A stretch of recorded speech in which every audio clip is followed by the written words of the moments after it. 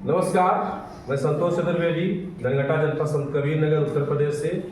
इस वीडियो में UP board 10वीं के गद्यखंड का अध्याय ईर्ष्या तू न गई मेरे मन से, जो रामधारी सिंह दिनकर की रचना है, जो एक निबंध है। पेपर में हमेशा पूछता है कि ये कौन सी विधा है। निंदा ईर्ष्या तू न गई मेरे मन से, ये कौन सी विधा है, प्रश्न पूछता है। तो ये कौन सी विधा है? निबंध विधा है।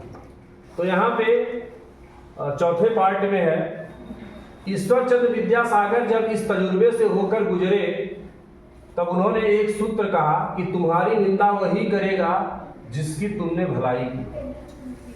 कहते हैं कि जब वह व्यक्ति, जो कहते हैं जो हमारे मित्र ने हमेशा सोचा कि जिस व्यक्ति की मैं बहुत ज़्यादा भलाई करता हूँ वही मेरी निंदा करता है, आखिर में हमारे अंदर कौन सी कमी है कि उस कमी को अगर मैं सुधार लूँ तो लोग हमारी निंदा करना बंद कर दें। तो इसको सुन करके ईश्वर चंद्र विद्यासागर ने एक सूत्र दिया कि आपकी निंदा सबसे ज़्यादा वही करेगा जिसकी आप सबसे ज़्यादा भलाई करेंगे।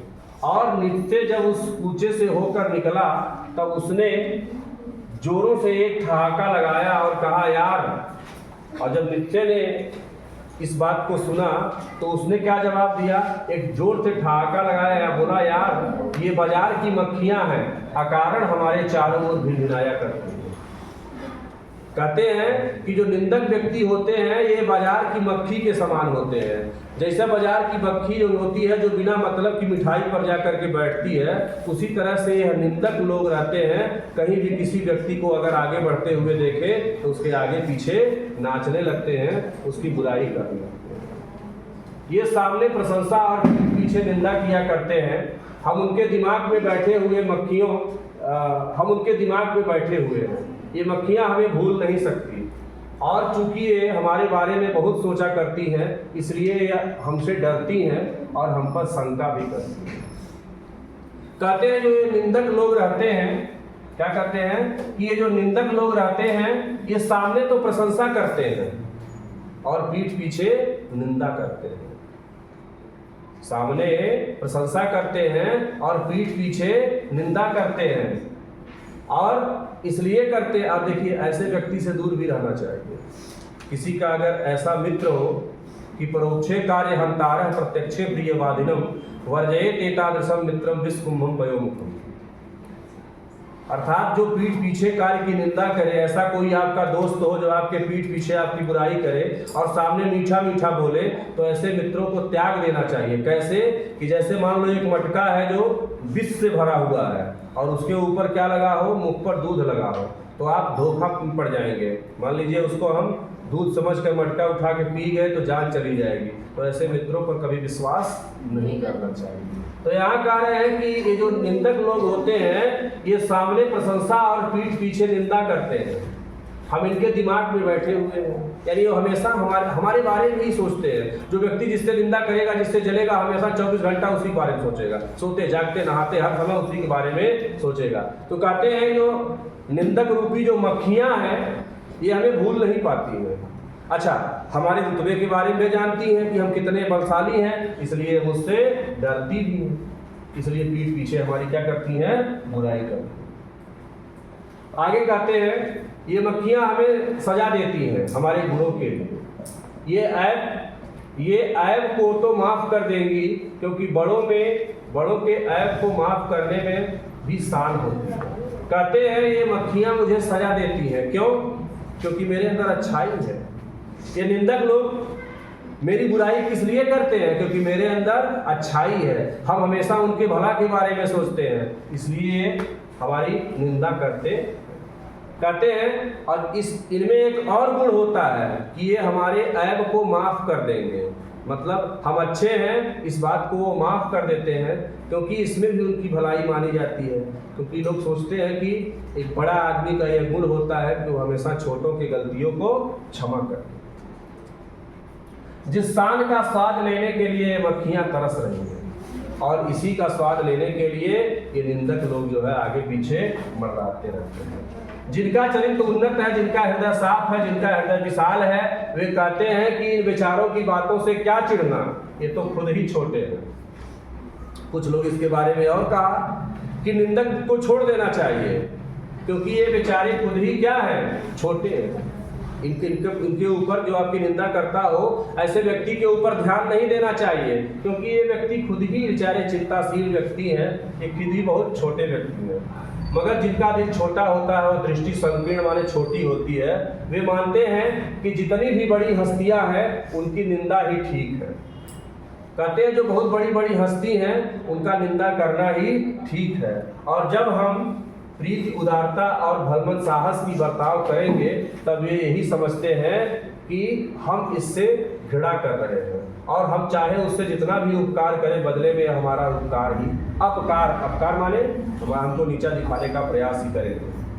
कहते हैं कि हम ऐसे व्यक्ति के साथ कितना भी प्रेम करें, कितनी भी उदारता दिखाएं, कितना भी उसके साथ में अच्छा बर्ताव करें, लेकिन वे हमें हमेशा घृणा के निगाह से ही देखेंगे और हमेशा हमारा अनुभव ही करेंगे, हमारे ऊपर किसी प्रकार का उपकार नहीं करेंगे। दरअसल हम लोग उनकी निंदा का जवाब नहीं देकर चुप्पी साधे रहते हैं, उसे भी वो अपना हमारा अहंकार समझते हैं। जैसे मान लो कोई व्यक्ति अगर आपकी निंदा कर रहा है और आप अरे जाए दे, उन्हें बोले दे, कौन मतलब है।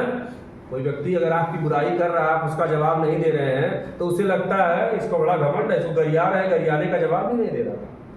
उसे इसका भी ईगो हो जाएगा, वो ये भी सोचेगा कि ये व्यक्ति हमें गरिया रहा है, तो ये बदले में मुझे क्यों कुछ नहीं कह रहा है।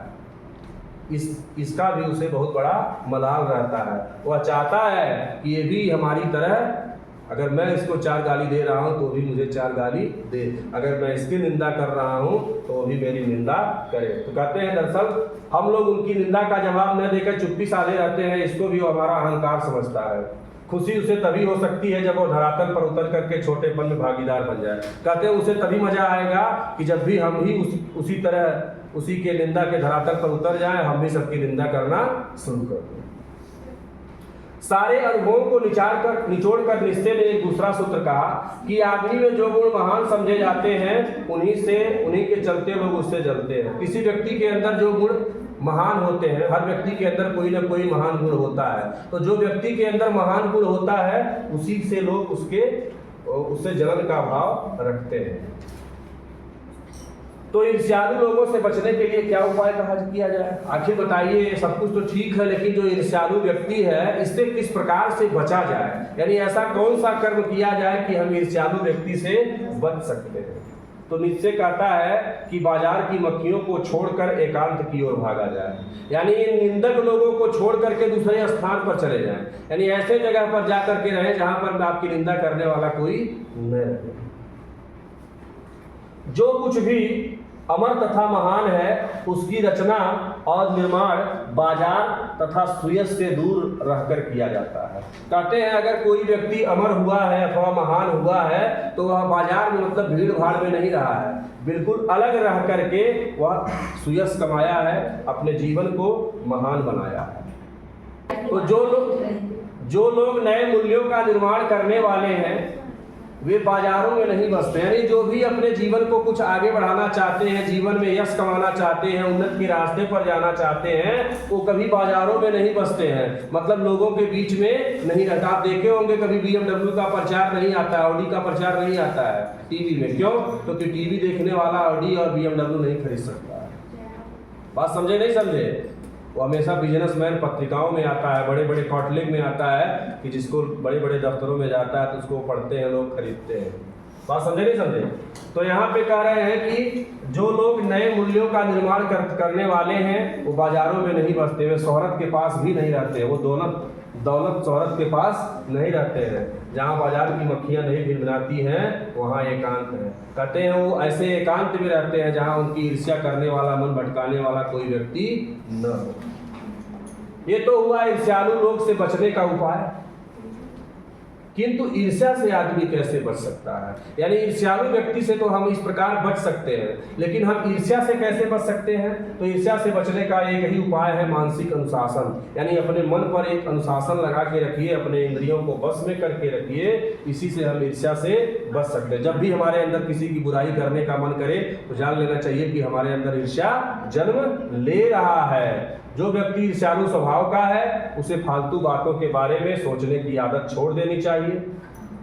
उसे यह भी पता लगाना चाहिए कि जिस अभाव के कारण वह ईर्ष्यालु हुआ, ऐसी जिस कमी के कारण वह, भाई किसी कमी के कारण ईर्ष्यालु होता है, तो जिस कमी के कारण उसके अंदर ईर्ष्या पनप रही है, उसके अंदर ईर्ष्या बन रही है, उसकी पूर्ति का रचनात्मक तरीका क्या है, मतलब उस वस्तु को प्राप्त करने का सही तरीका क्या है। मान लीजिए अगर हम बड़े बगीचे के लिए हमारे अंदर जलन हो रही है, BMW के लिए हमारे अंदर जलन हो रही है, तो उस BMW को प्राप्त करने का रास्ता क्या है, हम कैसे पैसा कमाएं कि BMW खरीद सकते हो, इसके लिए उसे रचनात्मक तरीका अपनाना चाहिए। जिस दिन उसके भीतर यह जिज्ञासा आ जाएगी, उसी दिन से वह ईर्ष्या करना बंद कर देगा। जिस दिन भी उस व्यक्ति के अंदर यह बात आ जाएगी कि हम रचनात्मक तरीके से कर्म करके हम अपने जीवन को आगे बढ़ा सकते हैं और ऊपर उठ सकते हैं, उसी दिन उस व्यक्ति के अंदर ईर्ष्या समाप्त हो जाएगी।